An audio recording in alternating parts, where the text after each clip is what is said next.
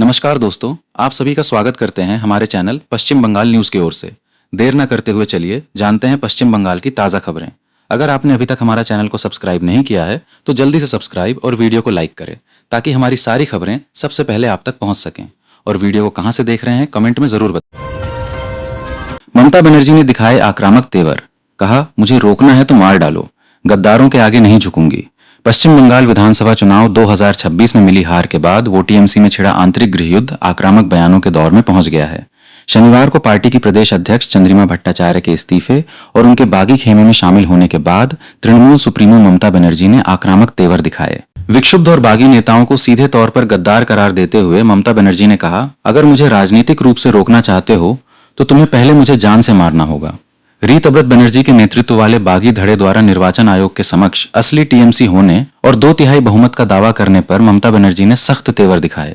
Facebook live में उन्होंने कहा कि तृणमूल कांग्रेस का आधिकारिक चुनाव चिन्ह हमेशा उनके प्रति वफादार रहने वाले धड़े के पास ही रहेगा, इसे कोई छीन नहीं सकता। मदरसे में भेजा बच्चा या नहीं लगवाया टीका तो बंद होगी अन्नपूर्णा योजना, सीएम शुभेंदु अधिकारी का नया नियम। सरकारी योजनाओं का लाभ किन लोगों को मिलना चाहिए और इसके लिए क्या नियम तय होनी चाहिए, इस पर अक्सर बहस होती रही है, लेकिन पश्चिम बंगाल में इस बहस ने अब नया मोड़ ले लिया है। मुख्यमंत्री शुभेंदु अधिकारी ने साफ संकेत दिया है कि सरकारी कल्याणकारी योजनाओं का लाभ अब कुछ तय पेरीमीटर से जोड़ा जाएगा। अगर किसी परिवार ने अपने बच्चों का अनिवार्य टीकाकरण नहीं कराया है, उन्हें सरकारी स्कूलों की जगह कुछ धार्मिक शिक्षण संस्थानों में भेजा है या फिर अन्य निर्धारित शर्तों का पालन नहीं किया है, तो उन्हें अन्नपूर्णा योजना जैसी सरकारी योजनाओं से बाहर किया जा सकता है। सरकार का कहना है कि योजनाओं का लाभ केवल उन्हीं लोगों तक पहुंचे जो वास्तव में पात्र हैं और सरकारी नीतियों का पालन कर रहे हैं। अमित शाह के दौरे से पहले कोलकाता में बवाल, डॉ श्यामा प्रसाद की प्रतिमा के चबूतरे पर तोड़फोड़, तनाव। केंद्रीय गृह मंत्री और भाजपा के वरिष्ठ नेता अमित शाह के कोलकाता दौरे से ठीक पहले पश्चिम बंगाल की राजधानी में राजनीतिक तनाव फैल गया है। भारतीय जनसंघ के संस्थापक भारत केसरी डॉ श्यामा प्रसाद मुखर्जी की जयंती की पूर्व संध्या पर उत्तर कोलकाता के सुकिया स्ट्रीट स्थित राममोहन लाइब्रेरी के सामने एक ऐसी घटना हुई जिसने तृणमूल कांग्रेस और भाजपा के बीच तनाव बढ़ा दिया है।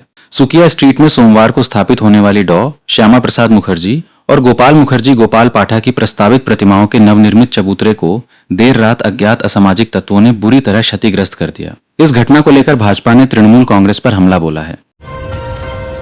तृणमूल संकट के बीच बोली ममता बनर्जी, भाजपा ने ईवीएम और काउंटिंग में की हेरफेर। पश्चिम बंगाल विधानसभा चुनाव 2026 के बाद से ही राजनीतिक संकट में घिरी तृणमूल कांग्रेस की सुप्रीम लीडर ममता बनर्जी ने एक बार फिर आक्रामक रुख अपना लिया है। शनिवार को पार्टी की नवनियुक्त प्रदेश अध्यक्ष चंद्रिमा भट्टाचार्य के इस्तीफे और बागी खेमे से हाथ मिलाने के बाद बैकफुट पर आई ममता बनर्जी ने हार का ठीकरा ईवीएम और मतों की गिनती की प्रक्रिया पर फोड़ दिया है। ममता बनर्जी ने आरोप लगाया कि भाजपा ने सत्ता हथियाने के लिए ईवीएम और काउंटिंग में बड़े पैमाने पर हेरफेर की। ममता बनर्जी ने चुनाव और नतीजों के दौरान हुई कथित गड़बड़ियों पर गंभीर सवाल उठाए। फेसबुक पर लाइव आकर ममता ने कहा कि मतगणना के दिन रिटर्निंग ऑफिसर्स और केंद्रीय बलों के दबाव में आकर उनके काउंटिंग एजेंट्स को मतगणना केंद्रों से जबरन बाहर निकाला गया या उन्हें डराया धमकाया गया। बंगाल में अदानी का बड़ा निवेश, न्यू टाउन में बनेगा 2000 बेड का अस्पताल, शुभेंदु अधिकारी। बंगाल में स्वास्थ्य क्षेत्र में बड़ा निजी निवेश आने जा रहा है। मुख्यमंत्री शुभेंदु अधिकारी ने शनिवार को घोषणा की कि अदानी समूह न्यू टाउन में 2000 बेड का अत्याधुनिक अस्पताल स्थापित करेगा। उन्होंने बताया कि समूह ने इस परियोजना के लिए लिखित प्रतिबद्धता दी है। अस्पताल में 1000 बेड गरीब मरीजों के लिए आरक्षित रहेंगे, जबकि शेष 1000 बेड का व्यावसायिक उपयोग किया जाएगा।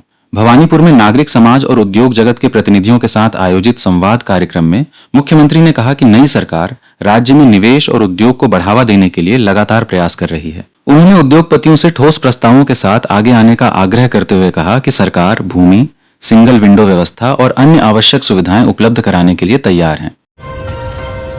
अभिषेक बनर्जी की बढ़ी मुश्किलें, कालीघाट पुलिस के नोटिस का नहीं दिया जवाब। जाने क्या है पूरा मामला। टीएमसी के राष्ट्रीय महासचिव और डायमंड हार्बर से सांसद अभिषेक बनर्जी फिर कानूनी पचड़े में फंसते नजर आ रहे हैं। मोटर वाहन अधिनियम के कथित उल्लंघन मामले में कोलकाता की कालीघाट थाना पुलिस के नोटिस का उन्होंने तय समय सीमा में जवाब नहीं दिया। अब कालीघाट थाना की पुलिस उन्हें दोबारा नोटिस भेजने की तैयारी में जुट गई है। पूरा विवाद बागुयाटी के निवासी राजीव सरकार द्वारा दर्ज कराई गई एक शिकायत के बाद शुरू हुआ। शिकायतकर्ता का आरोप है कि अभिषेक बनर्जी के वीआईपी काफिले में चलने वाली एक गाड़ी पर 2 सुरक्षाकर्मी बेहद खतरनाक तरीके से बाहर लटककर यात्रा कर रहे थे। यह सरेआम यातायात नियमों की धज्जियां उड़ाना है। धारा 123 तहत चलती गाड़ी में चालक या किसी भी सवार को पायदान या वाहन के बाहर लटक कर यात्रा करने की सख्त मनाही है। चंद्रिमा के इस्तीफे से भड़की ममता बनर्जी, फेसबुक लाइव कर कहा, बीजेपी में जाना है जाओ, तृणमूल को मत तोड़ो।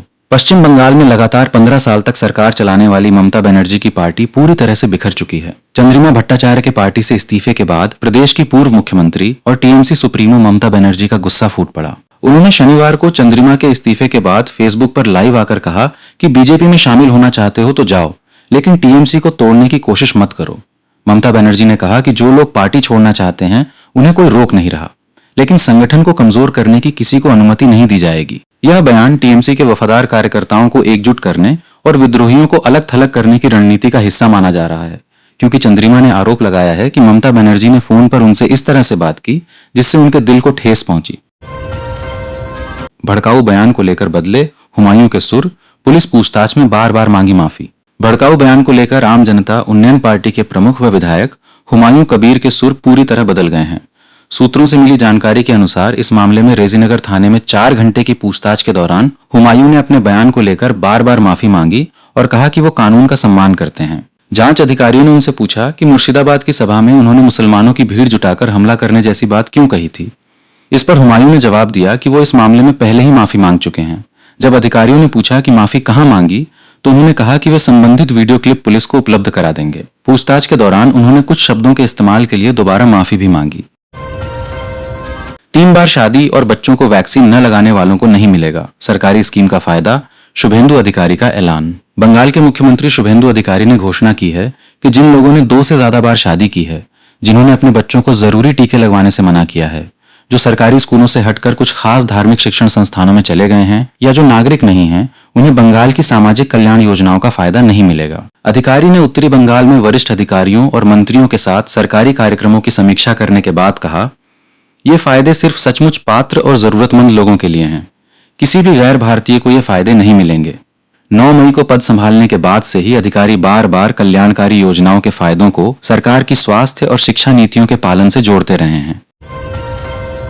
चंद्रिमा ने क्यों छोड़ा ममता का साथ, दीदी के साथ अब कौन कौन? 15 साल की सबसे भरोसेमंद टीम बिखरी। चंद्रिमा भट्टाचार्य के तृणमूल कांग्रेस के प्रदेश अध्यक्ष समेत सभी संगठनात्मक पदों से इस्तीफा देने और विरोधी खेमे की ओर बढ़ने से पूर्व मुख्यमंत्री ममता बनर्जी के उस पुराने मंत्रिमंडल का अध्याय लगभग समाप्त हो गया है, जिसने पिछले 1.5 दशक तक सरकार और पार्टी संगठन दोनों की कमान संभाली थी। कभी ममता की सबसे भरोसेमंद टीम का हिस्सा रहे मंत्री या तो विरोधी खेमे में जा चुके हैं, पार्टी से दूरी बना चुके हैं अथवा राजनीतिक रूप से हाशिए पर हैं। चंद्रिमा का जाना ममता के लिए बड़ा झटका माना जा रहा है। ममता के साथ अब केवल पूर्व मंत्री शोभनदेव चट्टोपाध्याय रह गए हैं। फिरहाद हकीम, अरूप विश्वास, अरूप राय व जावेद खान समेत अधिकांश पहले ही ममता का साथ छोड़ चुके हैं। ब्रात्य बसु और शशि पांजा फिलहाल चुप हैं। वोटर लिस्ट मामला सोनिया गांधी ने कोर्ट में जवाब दाखिल किया। 25 जुलाई को सुनवाई। कांग्रेस की सीनियर नेता सोनिया गांधी ने शनिवार को कोर्ट में एक अर्जी पर जवाब दाखिल किया। यह अर्जी उस मामले से जुड़ी है जिसमें आरोप है कि भारतीय नागरिक बनने से पहले ही वोटर लिस्ट में उनका नाम शामिल कर लिया गया था। यह जवाब वकील विकास त्रिपाठी की ओर से दाखिल की गई एक रिवीजन याचिका के संदर्भ में दिया गया है। उनकी शिकायत को मजिस्ट्रेट कोर्ट ने खारिज कर दिया था। उनकी रिवीजन याचिका अभी सेशंस कोर्ट में लंबित है।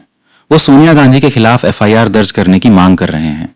सोनिया गांधी की ओर से एक सीनियर वकील ने स्पेशल जज विशाल गोगने के समक्ष यह जवाब दाखिल किया। स्पेशल जज ने अपने 4 जुलाई के आदेश में लिखा कि याचिकाकर्ता की अतिरिक्त दस्तावेजों से जुड़ी अर्जी पर प्रतिवादी नंबर 2 सोनिया गांधी की ओर से जवाब दाखिल कर दिया गया है।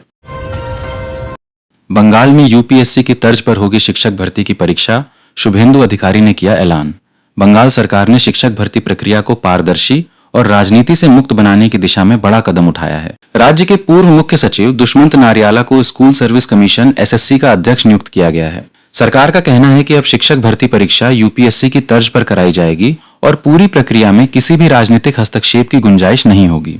शनिवार शाम मुख्यमंत्री शुभेंदु अधिकारी ने इंटरनेट मीडिया पर इसकी घोषणा करते हुए कहा कि सरकार ने सत्ता में आने के बाद भर्ती प्रक्रिया में पूर्ण पारदर्शिता लाने और सभी भर्ती आयोगों को राजनीतिक प्रभाव से मुक्त रखने का वादा किया था। बजट में रिक्त पदों पर नियुक्ति की घोषणा के समय भी यह स्पष्ट किया गया था कि किसी भी भर्ती समिति में कोई राजनीतिक व्यक्ति शामिल नहीं होगा। टीएमसी का अस्तित्व खत्म हो चुका है। चंद्रिमा भट्टाचार्य के इस्तीफे को लेकर बीजेपी नेता दिलीप घोष का बयान। टीएमसी के 20 सांसदों के इस्तीफे के बाद शनिवार को बंगाल टीएमसी प्रमुख चंद्रिमा भट्टाचार्य ने पार्टी के सभी पदों से इस्तीफा दे दिया। भट्टाचार्य के इस्तीफे के बाद ममता बनर्जी ने ऐलान किया कि वो एक बार फिर बंगाल टीएमसी के अध्यक्ष के रूप में कार्यभार संभालेंगी। ममता बनर्जी ने कहा कि अब वो मौजूदा राजनीतिक उथल पुथल के बीच संगठन की व्यक्तिगत रूप से देखरेख करेंगी। पार्टी नेताओं के इस्तीफों को लेकर ममता बनर्जी ने भाजपा पर डराने धमकाने का आरोप लगाया और दावा किया कि पार्टी की पहचान उसके समर्थकों से होती है, न कि उसके कार्यालयों या चुनाव चिन्ह से। उन्होंने बागी दलों को चुनौती दी कि यदि उनमें साहस है तो वे खुले तौर पर भाजपा में शामिल हो जाएं। ममता बनर्जी के इस बयान पर भाजपा नेता दिलीप घोष ने रविवार भट्टाचार्य के कार्यकाल पर सवाल उठाया और तृणमूल नेतृत्व की आलोचना की। चाय बागान श्रमिकों के लिए 313.30 करोड़ की योजना को मंजूरी, शुभेंदु अधिकारी ने किया ऐलान। उत्तर बंगाल के चाय बागान श्रमिकों और उनके परिवारों के कल्याण के लिए राज्य सरकार ने ऐतिहासिक कदम उठाया है। मुख्यमंत्री शुभेंदु अधिकारी ने रविवार को ऐलान किया कि राज्य सरकार ने प्रधानमंत्री चाय श्रमिक प्रोत्साहन योजना PMCSPY के क्रियान्वयन को अंतिम रूप दे दिया है। राज्य के मुख्य सचिव मनोज कुमार अग्रवाल की अध्यक्षता में शनिवार शाम को हुई राज्य स्तरीय समिति SLC की उच्च स्तरीय बैठक में 313.30 करोड़ रुपए की इस महत्वाकांक्षी योजना के प्रस्ताव को मंजूरी दे दी गई। इस प्रस्ताव को अब अंतिम मंजूरी के लिए टी बोर्ड ऑफ इंडिया के माध्यम से भारत सरकार के वाणिज्य मंत्रालय की स्टीयरिंग कमेटी के पास भेजा जा रहा है। श्यामा प्रसाद मुखर्जी की 125वीं जयंती से पहले कोलकाता में प्रतिमा की वेदी तोड़े जाने से तनाव, भाजपा ने जताया कड़ा विरोध। जनसंघ के संस्थापक डॉ. श्यामा प्रसाद मुखर्जी की 125वीं जयंती से एक दिन पहले कोलकाता के सुकिया स्ट्रीट इलाके में उनकी प्रतिमा की वेदी तोड़े जाने की घटना सामने आने से तनाव फैल गया। यह घटना APC रोड स्थित उस स्थान पर हुई जहां श्यामा प्रसाद मुखर्जी और गोपाल मुखर्जी की नई प्रतिमाएं स्थापित की गई हैं। सोमवार को इन प्रतिमाओं का उद्घाटन होना था। इससे पहले रविवार सुबह स्थानीय लोगों ने देखा कि प्रतिमा सुरक्षित है, लेकिन उसकी वेदी का निचला हिस्सा क्षतिग्रस्त कर दिया गया है। वेदी पर लगा नामपट्ट भी तोड़कर प्रतिमा के सामने फेंक दिया गया था। घटना के बाद इलाके में तनाव का माहौल बन गया। घटना की सूचना मिलते ही पुलिस मौके पर पहुंची और मामला दर्ज कर जांच शुरू कर दी है। आसपास लगे CCTV कैमरों की फुटेज खंगाली जा रही है ताकि तोड़फोड़ करने वालों की पहचान की जा सके।